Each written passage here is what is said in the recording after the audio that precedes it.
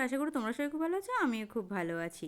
তো তোমাদেরকে মিষ্টি হাসি দিয়ে আজকে রান্নায় লেগে পড়লাম। তো আজকে রান্না করছি আমি বেগুন আলু ছিম দিয়ে মাছের ঝোল। প্রথমে মাছটাকে ভেজে নিলাম, তারপরে দিয়ে দিলাম রাঁধুনি ফোড়ন, তারপরে রাঁধুনিটাকে ভালো করে হাতা দিয়ে চেপে অল্প করে তুলে রেখে দিলাম। তারপরে দিয়ে দিলাম বেগুন আলু ছিম দিয়ে ভালো করে নেড়ে নুন হলুদ দিয়ে দিলাম, ভালো করে নাড়ার পরে দিয়ে দিলাম 4টে লঙ্কা, তারপরে ভালো করে নাড়ার পরে বেগুনগুলো তুলে নিলাম, নাহলে কিন্তু বেগুনগুলো গলে যাবে।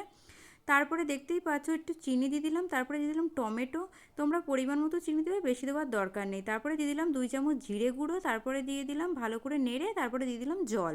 আমি 2 বাটি জল দিয়েছি এর মধ্যে। তারপরে ঢেকে দেবে, প্রায় 20 মিনিট মতো ঢাকা থাকলে কিন্তু ভালো করে সিদ্ধ হয়ে যাবে। তারপরে কিন্তু বড়িগুলো দিয়ে দেবে, বেগুনটা দিয়ে দেবে, দিয়ে আবার একটু ঢেকে দেবে, ভালো করে নাড়াচাড়া করে কালো মরিচ দিয়ে দেবে বেশি করে, একটু খেতে কিন্তু খুব সুন্দর হয় কালো মরিচ দিলে। মাছগুলো তারপরে দিয়ে দেবে, তারপরে দিয়ে দেবে কিন্তু একটু ধনেপাতা। ধনেপাতা কিন্তু শীতকাল মানেই ধনেপাতা। তো আমার মাছের ঝোল রেডি, একবার হলেও ট্রাই করো, দারুণ খেতে।